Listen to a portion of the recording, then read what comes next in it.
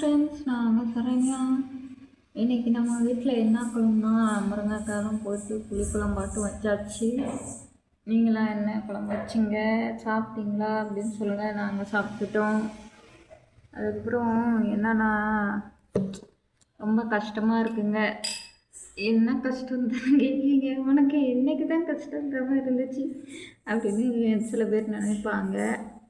ஆமாங்க, நமக்கு எல்லா நாளும் கஷ்டம்தான். நான்லாம் பிறந்ததே எதுக்கு அப்படின்னு கல்யாணத்துக்கு முன்னாடி யோசிச்சுக்கிட்டு இருந்தேன். இப்போ என்ன யோசிக்கணும்னா, அந்த மாதிரி நமக்கு பொறுப்பு இருந்திருக்கு. என்ன பொறுப்புனா, நம்ம ஒரு பிள்ளைய பெற்று வளர்த்துட்ருக்கோம்ல, அதே ஒரு பொறுப்பு தான். அதுக்காண்டி தான் நம்மளை கடவுளுக்கு படைச்சிருக்காரா அப்படின்னு நினைக்கிறேன்.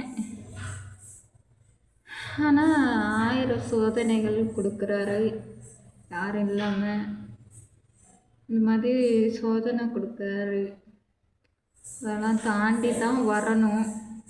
இது நான் எதுக்கு சொல்ல வரேன்னா, எனக்கும் நிறைய கஷ்டங்கள் இருக்குது. நான் நினச்சிருந்தா என்னென்னாலும் பண்ணியிருக்கலாம். யாரையும் பற்றி யோசிக்காமல் முடிவு எடுத்திருக்கலாம். எனக்குள்ளும் என்ன சொல்ல வரேன்னா, என் பிள்ளைய பற்றி கூட நினைக்காம நான் முடிவு எடுத்திருக்கலாம். அந்த மாதிரி தற்கொலை முடிவு அது நான் ரித்தன்யாவுக்கு நான் இந்த இடத்துல நான் சொல்லிக்க நினைக்கிறது என்னென்னா, அவங்க பார்த்துட்ருப்பாங்க எல்லோரும் பேசுகிறது, வாங்குகிற நியூஸு நம்ம பற்றி பேசுகிறாங்க, மீடியா பர்சன் நம்மளை பற்றி பேசுகிறாங்க, எல்லாமே அவங்களுக்கு தெரியும். மேலே இருந்து பார்க்கலாம். தெரியாமல் இருக்காது. நான் அந்த இடத்துல அவங்கள மாதிரி பெண்கள், நம்மளை மாதிரி ஒரு பெண்களுக்கு நான் சொல்கிறது என்னென்னா, யாரையாவது நினைங்க, இவங்களுக்காக நம்ம வாழணும். நம்ம இல்லைன்னா இவங்க என்ன கஷ்டப்படுவாங்க அப்படின்னு நீங்கள் நினச்சிங்கன்னு நினச்சிக்கோங்க. அந்த முடிவுக்கு நீங்கள் தள்ள மாட்டீங்க, போக மாட்டீங்க. ஏன் உங்களுக்கு இந்த நினப்பு இல்லாமல் போனாங்க அப்படிங்கிறது எனக்கு தெரியல. நம்ம முடிவெடுக்கிறதுக்கு அந்த பர்சனை மட்டும் நினைக்கக்கூடாது. அவங்க மட்டும்தான் அந்த உலகத்தில் நமக்காக இருக்காங்களா, மற்றவங்க இல்லையா? நான் நினச்சது யாரை என் மனசில் நினச்சேன்னா, என் பொண்ணை தான் நினச்சேங்க. என் பொண்ணை தான் நினச்சேன். நான் இல்லைன்னா என் பொண்ணு என்ன பாடுபடுவா? ஏன்னா என்னையவே நீ யாரை வச்சுருக்க, எதுவுமே உண்மை கிடையாதுங்க. அவர் பேசுகிற எதுவுமே உண்மை கிடையாது. என்னையை பற்றி பேசுகிறது எதுவுமே உண்மை கிடையாது. அப்படிங்கும்போது என்னையவே அந்த மாதிரி பேசுகிறாருன்னா ஒரு தப்பு. அவர் பேசுகிறது பிடிக்காம நம்ம வெளியே வந்துட்டோன்னா அந்த மாதிரி பேசுகிறாரு. எல்லாம் பண்ணி முடிச்சுட்டு இங்கே ரெஸ்ட் எடுக்க வரா அப்படின்னு பேசுகிறாருல, அதே மாதிரி நாளைக்கு என் பொண்ணோட லைஃப்பை யோசிச்சு பாருங்களேன். அவள் லைஃப் எப்படி இருக்கும்? இவளுக்கே யாரும் கிடையாது, அம்மா கிடையாது, அம்மா வீட்டு சொந்தமும் கிடையாது. அப்படிங்கிற இவ்வளோ நம்ம என்னன்னாலும் பண்ணலாம் அப்படிங்கிற ஒரு நினப்பு தானே அவருக்கு வரும். அதை தான் நான் நினச்சி பார்த்தேங்க. என் பொண்ணு என்னோட நிலமையில சத்தியமாக இருக்கக்கூடாது அப்படிங்கிறத நான் நினச்சிக்கிட்டேன். அதனால தான் நான் இன்னொருமே எவ்வளோ கஷ்டங்கள் இருக்குது. எனக்கு நிறைய கஷ்டம் இருக்குது. நீங்கள் பார்த்துட்டு தானே இருக்கீங்க. புலம்புவேன், எனக்கு காசு போட்டு விடுங்க அப்படின்னு சொல்லுவேன். எனக்கு அதெல்லாம் வைக்க மாட்டேங்கலங்க. ஏன்னா எனக்கு என் பிள்ளைய வளர்க்கணுங்க. வேறு ஒரு தொழிலுக்கு தான் போகக்கூடாது. அதுதான் என்னை பொறுத்தவரை நான் தப்புன்னு சொல்லுவேன். இது நான் என் பொண்ணுக்காக நான் கேட்குறேன், பண்ணுறேன். அதை நான் தப்பாக நினைக்கலைங்க. ஆமாம் ஆமாம், எப்படி சிரிச்சமாக இருக்கா பார்த்தீங்களா? இந்த சிரிப்பு ஒன்றும் போதுங்க. எவ்வளோ கஷ்டனாலும் அனுபவிக்கலாம். இந்த மாதம் கூட எனக்கு வராது யூடியூப் சேலரி. நான் எவ்வளோ சந்தோஷமாக இருக்கேன். இதுதான் இதை ஏன் நான் இந்த இடத்துல நான் சொல்கிறேன்னா, அவங்களுக்கு எல்லா வசதியுமே இருந்திருக்கு. சரியா? அவங்க நல்லா படிச்சிருப்பாங்க. படிக்கிற இடத்துல அவங்களுக்கு ஃப்ரெண்ட்ஷிப்பு எல்லாருமே இருந்திருப்பாங்க. இத்தனையும் இருந்து ஏன் இந்த முடிவு அப்படின்னு எனக்கு இன்னுமே ஒரே குழப்பமாக தான் இருக்குது. இது எனக்கு என்னன்னு தெரியலை.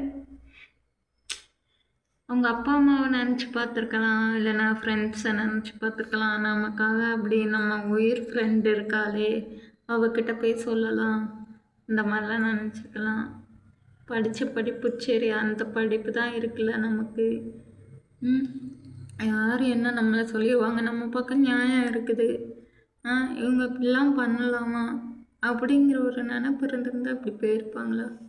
எனக்கு அதுதாங்க வருத்தமாக இருக்குது. ஏன்னா அவங்கள விட ரொம்ப துன்பப்பட்டவள் நான் தாங்க. அவங்களுக்காச்சும் 2 மாதம்தான் ஆச்சு கல்யாணம் முடிஞ்சு. அந்த முடிவு எடுத்திருக்க வேண்டாம் தான் எனக்கு தெரிஞ்சு நான் சொல்லுவேங்க. நான் 100% அடித்து சொல்லுவேன், இது தப்பான முடிவு தான். ஏன்னா நான் வந்து 1 வருஷம் பாப்பா இல்லாமல் நான் கஷ்டப்பட்டிருக்கேங்க. நான் நினச்சிருந்தா என்னென்னமோ பண்ணியிருக்கலாம். நான் ஏன் வெளியே போகலன்னு நீங்கள் கேட்பீங்க. 1 வருஷமாக கஷ்டப்பட்டுருக்கீங்கல்ல, நீங்கள் ஏன் வெளியே போகல அப்படின்னு கேட்பீங்க. அப்பா அம்மாவை கேட்காம கல்யாணம் முடிச்சுக்கிட்டேன். என்னோடய ஆதார் கார்டு எல்லாமே வாங்கி வச்சுக்கிட்டாங்க மாப்பிள்ளை வீட்டு சைடில். அப்போ வந்து பாப்பா உண்டானதுக்கப்புறம் தான் வந்து ஆதார் கார்டு எல்லாமே கொடுத்தாங்க. அது ஏன் கொடுத்தாங்கன்னா உங்களுக்கே தெரியும். இப்போ நம்ம வந்து அட்டை போடணுன்னா எல்லாமே பேங்கு இது கேட்பாங்கல்ல, ஆதார் கார்டு, ஓட்டர் ஐடி எல்லாமே கேட்பாங்க. அதனால் கொடுத்தாங்க ஃப்ரெண்ட்ஸ். அப்போ தான் எல்லாமே கைக்கு வந்துச்சு.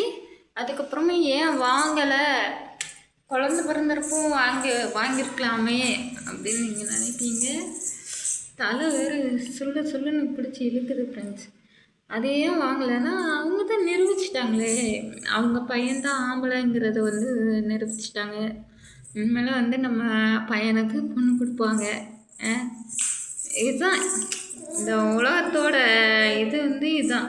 ஆம்பளை பொம்பளைன்னு என்னைக்கு பார்க்காம இருக்காங்களோ அன்னைக்கு தான் அந்த மாதிரி இதெல்லாம் நடக்காமல் இருக்கும்.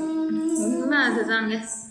என்னைக்கு வந்து எல்லாரையும் ஒன்று போல் நினைங்க.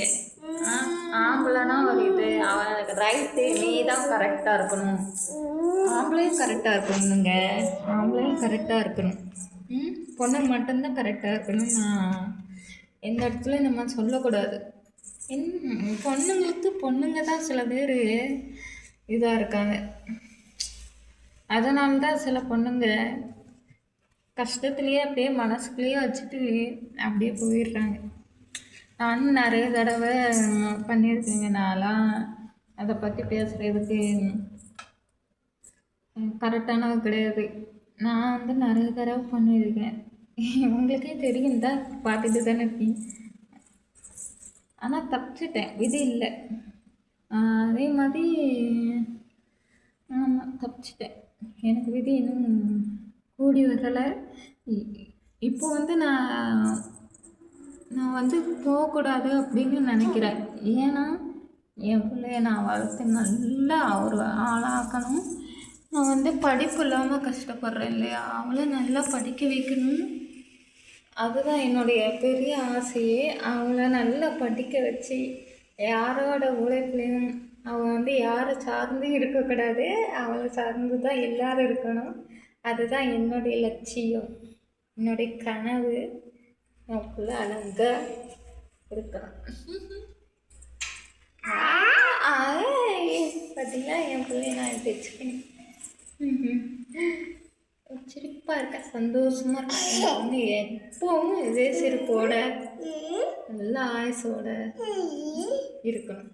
நீங்களும் வேண்டிக்கொண்டு நம்ம பாப்பாவுக்காக.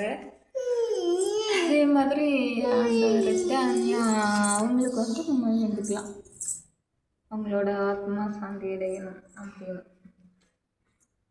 ஓகே ஃப்ரெண்ட்ஸ், அடுத்த வீடியோவில் நம்ம பார்க்கலாம்.